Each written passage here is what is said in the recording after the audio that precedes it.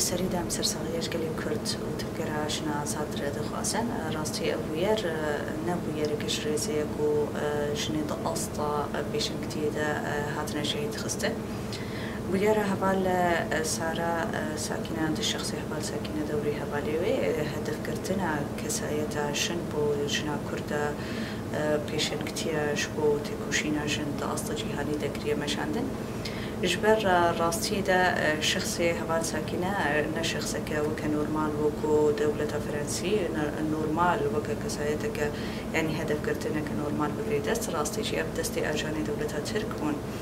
ام دزانن هوال ساکنه دبگرا آزادی شده و که ری هوالک یکمین تبی تکوشینی بوش که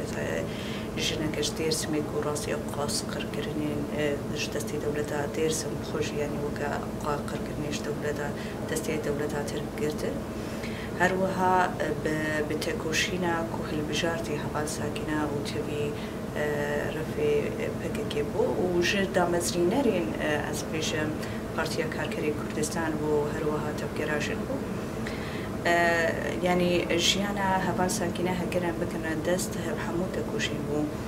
دوست صالاجي ده حبسين حبس آمدي دشي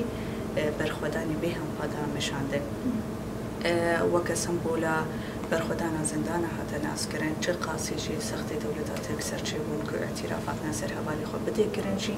ليل برخودا وسرقاتي شي وكسمبولي برخودانا شندا ناس كرن هر وها پشتی درکتنا و حبسیجی او برخودانی دست بیک دوام کر و هر وها دقات دیپلماسی تو اروپا دامشاندن جبوه نکسایت که نورمال بود کو شرکه جبو دوزا جن جبو دوزا کردستانی د شخصی وده خواستن هم تفکر يعني هم بارتيا كاركري كردستان هم تفكر شنجي هدف بقرن هروها هبال ليلى هبال فيدان شي وكا هبال تفكر شد خباتي خود دانا مشاندن وهم تفكر جوانا دشي جبوه يعني هدف كرنا واك سياتا دخستن دريا ودا إرادة شنوري شكاندن اف تكوشينا هاتي مشاندن يعني بيهيفي بكين لأما وكا يعني كو يعني كو ده صالح وقدان شيء أم هر دم وكا قلي كرد هم قلي آزادي خاص تبقري جنان أم دوفي دوزينا كو وري روني كرن أف بوير شبوشي شبر يعني راسي رخني ما قلي كيسد حكومة فرنسي هي وبريانها ماكرون دركتكو كأستوستكي كردا ماشي تقاسيب عني بسر زمان شي افتراء مناك شبر راستي بويري فرنسا إذا دقومن بويرنا دقاستا قرقرني سياسي سرشناتي مشاندن جبو فيجي داخوازي دوزك عادل وأشكرا يعني وريكرن ناج دوزك الشريسي جبو فيجي يعني أم تبيشن كو أبدو زانهاتي روني كرن كو هر يعني أبده صاري وتجي أم هر القادانا وهر دعوة بمحكمة عادل كان شوي ويرك دي عيني أم بيجن عيني ديرو كده جبر هبالي باريسي حاضرت كرن كودي سجالكي خوي شبو صار بكرة شهادتها هبالا بدنا مشاهدين أو جبين هذا هدف كرتن الشخصي هبال أبين ده اللي جبر جبين هناك يدرن كما هبال أبين وهم هبال مير وولاد باريسي عبد الرحمن هاتنا هدف كرتن جبوجي يعني أم ده الشخصي وهذا هبال أبين جي هبال أبين خباتك باش الدماء الشريدة عشي دروج أبدا أبو مشاندن وهات اللي برشي شالكي ودي ناس كرنشيش كلي هري ميرا هروها دومدار الخباتك تكوشينا دريا أزادي عشان داير مشاندن شي شخصيتك أسطى بيشن كتير وشبوشي ده الشخصي ويدا شي دولتها ترك خواست بإرادة بشكيني راستا يعني أم أبده صلاة أم القادة أم دبيجو بلا دولتها فرنسا إشكالك يشبر أو كسايتي هبال ساكنة أو هدف كرتن أجانك دولتها ترك بوك و كوخنيزي هبالا كير وشوفير ودمكي بوانا ما حتى هدف يعني ليد حبسي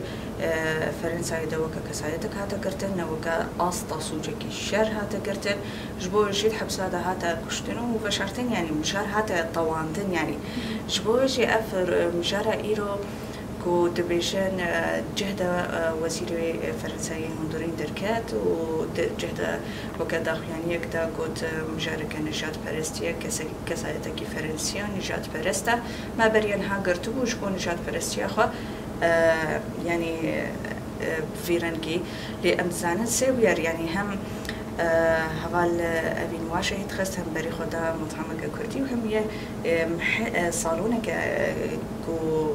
قلي كرتي ذكرتك جبوش يعني أبده رجعت وبردان أم شد زانن يعني الذهب سيدا كي ويفير كريا يعني أف سلاح دولتي فرنسي دولتي أوروبي سلاح قد خيا حتى تشنطي ودا أبقى بتجكهبون يعني مشاركة شخدا كي بشكريا بيجر كي يعني بتشري بازي هات أف سلاح آنين أم مشاركة نتني نجات بري قلك تفاصيل ويورنا فكرين شوشي يعني أم رخنات كنا أم بيشن بفيرن قرتنا دست دولتا فرنسا هفكاري دولتا تركب بفابيرا داشي وبفي بويرا 2016 أم دوست كن كو راستي محكمك وأشكرا وبطرف يعني قوميتك بطرف شيء ببي كوكاربي رونيبكي وأصلا قركمية سياسية بقريدست يعني أف هم قالي كرتي هدف كردن يعني أم تبينين كرياري دولة ترك سرانسري كردستاني تشقاسي أصلا قركرنا كدي مشادن ليه إيدي